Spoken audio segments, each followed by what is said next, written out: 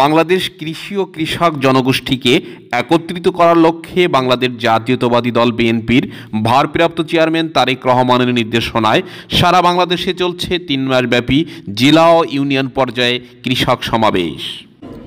আমাদের দল বিএনপি মানবিক মর্যাদায় বিশ্বাসী, সামাজিক মর্যাদায় বিশ্বাসী, ব্যক্তি স্বাধীনতায় বিশ্বাসী, সাম্যে বিশ্বাসী।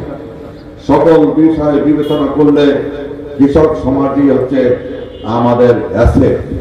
এরই মধ্যে ফুলতলা 4 নং ইউনিয়নের কৃষক দলের উদ্যোগে এক বিশাল সমাবেশের আয়োজন করেছেন ফুলতলা কৃষক দল, যেখানে বিশেষ ব্যক্তিবর্গদেরকে কৃষক দলের পক্ষ থেকে ব্যাজ দিয়ে সম্মাননা প্রদান করা হয় এবং কৃষক সমাবেশে বক্তারা বিভিন্ন পর্যায়ে কৃষি ও কৃষকদের উন্নয়নের কথা, মরহুম সাবেক প্রেসিডেন্ট জিয়াউর রহমানের স্মৃতি বিজড়িত কৃষি উন্নয়নের কথা তুলে ধরেন। 4 নং ফুলতলা ইউনিয়নের কৃষক দলের উদ্যোগে আয়োজিত সমাবেশে ফুলতলা থানার কৃষক দলের সেক্রেটারি মোহাম্মদ আনিসুর রহমান রনি, ভারপ্রাপ্ত চেয়ারম্যান তারেক রহমানের কৃষকদেরকে নিয়ে নানা ভাবনার স্মৃতি বিতরণ করেন। 1977 সালের ফেব্রুয়ারি মাসে কোনো জামানত ছাড়াই 100 কোটি টাকার একটি বিশেষ কৃষি ঋণ কর্মসূচি প্রদান করেন শহীদ রাষ্ট্রপতি জিয়াউর রহমান। জাতীয় বীজ অধ্যাদেশ, ভালো বীজ মানেই ভালো ও অধিক ফসল। তাই 1977 সালের জুলাই মাসে জিয়াউর রহমান খুলনা জেলা কৃষক দলের সভাপতি মোল্লা কবির হোসেন কৃষি সম্পর্কিত বিশেষ আলোচনা করেন। সাধারণ সম্পাদক আবু সাইদ শেখ উপস্থিত ছিলেন উক্ত সমাবেশে। আমাদের রাজশাহীতে এক কৃষক তার ধানের ক্ষেতে পানি দেবে, সেখানে বিদ্যুতের ব্যবস্থা করা হয় নাই।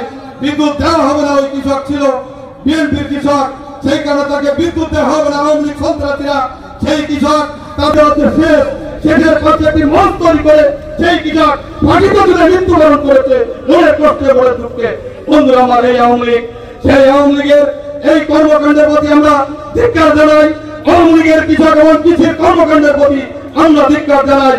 আমাদের নেতাদের তারেক রহমান ইতিমধ্যে বার্তা দিয়েছেন, আপনারা পাবেন আগামীতে বিএনপি ক্ষমতা গেলে কৃষকের জন্য কৃষি ঋণ চালু করবেন। কৃষকের জন্য উনি কি কি পদক্ষেপ নেবেন আপনারা এখন জানতে পারবেন। ফুলতলা থানায় আয়োজিত কৃষক দলের সমাবেশে উপস্থিত ছিলেন জাতীয়তাবাদী দলের থানা পর্যায়ের নেতৃবৃন্দ, যেখানে বিশেষ আলোচনা করেন ফুলতলা থানা বিএনপির নেতৃবৃন্দ, চেয়ারম্যান শেখ আবুল বাশার, ইঞ্জিনিয়ার মনির হাসান টিটু, আনার হোসেন বাবু, মোহাম্মদ সেলিম সর্দার সহ থানা নেতৃবৃন্দ। মঞ্চে নেতৃবৃন্দ বসে আছেন, আপনারা এসে সামনে বসবেন, চেয়ার বসানো আছে, আপনারা এদিক সেদিক ঘোরাফেরা করছেন। আমি আবারও এই মঞ্চে যেহেতু কৃষক দলের তাদের কেন্দ্রীয় নেতৃবৃন্দ উপস্থিত আছেন, প্রোগ্রামকে কৃষক দলের শৃঙ্খলা রক্ষা করার দায়িত্ব আমাদের সকলের। বক্তারা সমাবেশে বিভিন্ন পর্যায়ের কৃষকদেরকে নিয়ে আলোচনা করেন। কৃষি বাঁচলে দেশ বাঁচবে এই স্লোগানে বক্তারা কৃষকদের আগামীর নানামুখী কর্মসূচির কথা প্রকাশ করে। কেননা বাংলাদেশ কৃষি নির্ভরশীল একটি দেশ, যেখানে কৃষকদের উন্নয়ন, কৃষকদের পাশে থাকার অভিপ্রায় ব্যক্ত করে উক্ত সমাবেশে। আমাদের আজ সমাবেশটা ছিল কৃষক সমাবেশ। আসলে আমার সেক্রেটারি রনি সেটা আপনাদের কাছে পেশ করে শোনাচ্ছে এবং আমরা এটাকে উপলব্ধি। 3 মাস ব্যাপী সমাবেশে কৃষক দলের কেন্দ্রীয় পর্যায়ের নেতৃবৃন্দ বিশেষ বক্তৃতা প্রদান করেন, যার মধ্যে নুরুল হুদা খান বাবু, কৃষক দল কেন্দ্রীয় কমিটি, SM কামরান হাসান, কৃষক দল কেন্দ্রীয় কমিটি কৃষি সম্পর্কিত বিশেষ আলোচনা করে। এখানে ছিল আমাদের ম্যানিফেস্টে কৃষকরা কথা বলবে, তাদের সুবিধা অসুবিধা বলবে, নেতৃবৃন্দ এখানে সেগুলো নোট করবে, সেই নোট সিগনালে পাঠাবে, সেগুলো তারেক রহমানের কাছে যাবে।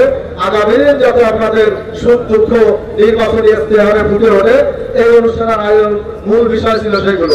যাই হোক, আমি আপনাদেরকে শুভেচ্ছা এবং অভিনন্দন দীর্ঘায়ু কামনা করে আপনাদের সুখ দুঃখের পাশে, কৃষকের পাশে থেকে যাতে সঠিকভাবে চলতে পারি, আপনাদের সুখ দুঃখকে মূল্যায়ন করতে পারি, এই বলে আমি আমার বক্তব্য শেষ করছি। সবাইকে ধন্যবাদ। আল্লাহ। ইউনিয়ন পর্যায়ের কৃষক সমাবেশের কর্মসূচিকে বাস্তবায়নের লক্ষ্যে সমাপনী ঘোষণা প্রদান করেন মোহাম্মদ বিলাল শেখ, আহ্বায়ক 4 নং ফুলতলা ইউনিয়ন কৃষক দল।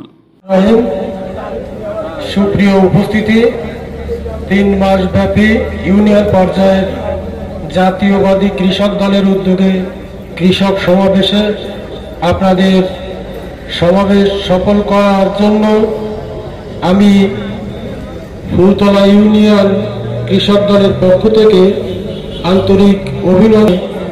আজকের সমাবেশের এখানেই সমাপ্তি ঘোষণা করছি। আল্লাহ হাফেজ।